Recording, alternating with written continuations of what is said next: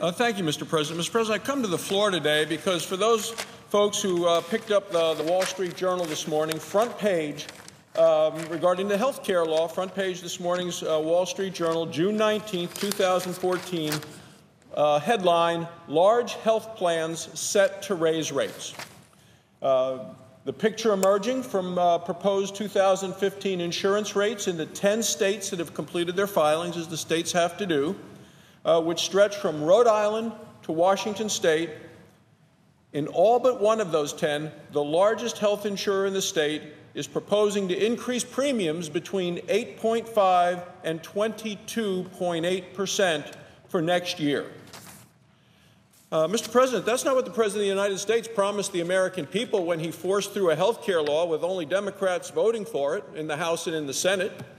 What he said is that by the end of his first term, premiums for families would drop by $2,500 per a family. That's not what we're seeing. Across the board, 10 states, largest insurer in each of those 10 states, up anywhere between over 8.5% to 22% for next year. Makes you wonder how that's going to sit with the American public when they get faced with these bills. You know, Mr. President, Republicans have been coming to this floor to talk about the health care law that Democrats in the Senate voted for, the President signed, and we've talked about the many alarming side effects. The alarming side effects Americans have been feeling ever since the law has passed. People still are trying to understand the law, and they're asking the question, how is this actually helping me? That's what people want to know. How is the law helping them? Well, what they're hearing, and much of what they're hearing, is not how it's helping them, but how it's hurting them. Once again, an alarming side effect is heard on the front page of the newspaper this morning. Seems like just about every day you pick up a newspaper, you see headlines about another broken promise by the Democrats who voted for the health care law.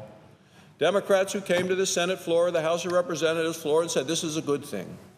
But then, of course, it was Nancy Pelosi, Speaker of the House, who said, first you have to pass it before you get to find out what's in it.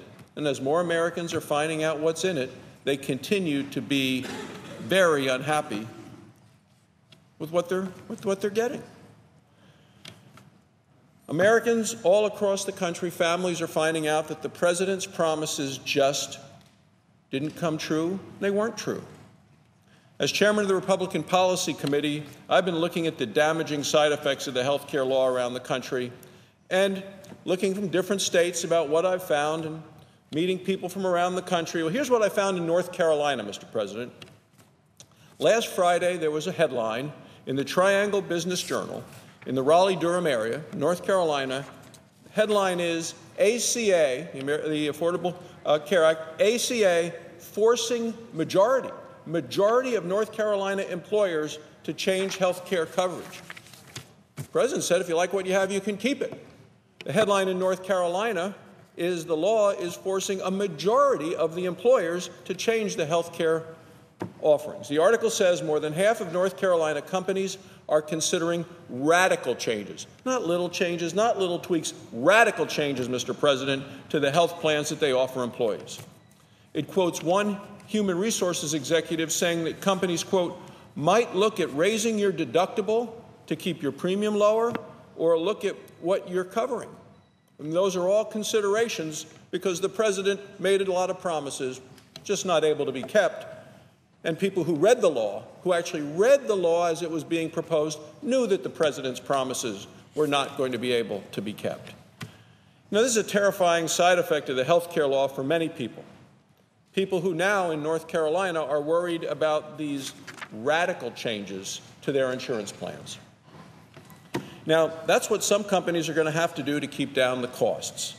But for many people, the costs keep going up anyway, and we're seeing it with the higher premiums in those 10 states that I mentioned in the headlines today. But specifically in North Carolina, here's what WTVD, a television station in Raleigh, reported last month. They did a story entitled, Blue Cross Missing Age Sales Target for ACA Could Mean Higher Bills. Higher bills, North Carolina. Turns out that not enough young and healthy people signed up for the insurance in the state's Obamacare exchange. So the President said, oh, we'll get all these young, healthy people signing up, buying insurance that in my opinion, they don't need, don't want, can't afford, will never use. The president said we'll get all these young, healthy people signing up. Didn't happen. What we have is that they missed the sales targets in terms of what they suspected for, in terms of the age of those signing up. So the biggest insurer in the state, in North Carolina, says it may have to raise rates next year. The news story quoted a woman named Amanda LaRobe. Well, she and her husband own a business. They own their business, they pay their own health insurance, and they say their premiums have doubled since they signed up for the Obama health care law. They're now paying $999 a month for two people, almost $1,000 a month for two people. I remember listening to the president, he and President Obama and President Bill Clinton, and they were having a discussion in New York, and the president was saying, this was just a couple days before the exchange opened, he said, easier to use in your, than Amazon, and he said, cheaper than your cell phone bill. The plan was going to cost less than your cell phone bill. Well, this couple in North Carolina says that they're paying almost $1,000 a month, and their rates are going even higher. So it makes you wonder, was the President of the United States, again, trying to mislead the American people intentionally? Did he not understand the law that was written behind closed doors over there in Harry Reid's office? Did he not care? Does he still not care? But that's what people are seeing today and experiencing as a result of the President's health care law. But this couple isn't the only, they're not the only ones who are paying more because of the health care law. According to a new analysis by the Manhattan Institute, people all over the country are going to have to pay more, much more than what the President told them, much more than they ever anticipated. The Manhattan Institute found that for an average 64-year-old woman in North Carolina, her premiums would have been $210 a month in 2013 before the Obamacare mandates and everything else kicked in. 2014, 1 year later, all the mandates, buying insurance through the Obamacare exchange, her premiums almost triple, Mr. President, to $623 a month. She's paying almost $5,000 a year more this year than she did last year because of the President's health care law that the Democrats voted for in the House and in the Senate. $5,000 a year more. The President said it would lower premiums by $2,500 a year, and yet she's seeing her premiums go up by $5,000 a year. For a 27-year-old man, he would have paid an average of $80 a month in 2013 under the President's health care law, $217 a month, an extra $1,600 a year than last year. That's not what the President promised him. President Obama, then, he goes and gives a speech not that long ago, and he said, Democrats who voted for this law, and there are a lot of members of the body here that fit this description, Democrats, he said, who voted for this law should forcefully defend and be proud of it. Forcefully defend and be proud, the President of the United States said just a couple of weeks ago. Is there a senator here in this body who is willing to stand here and forcefully defend the fact that people in North Carolina are paying double or triple for insurance?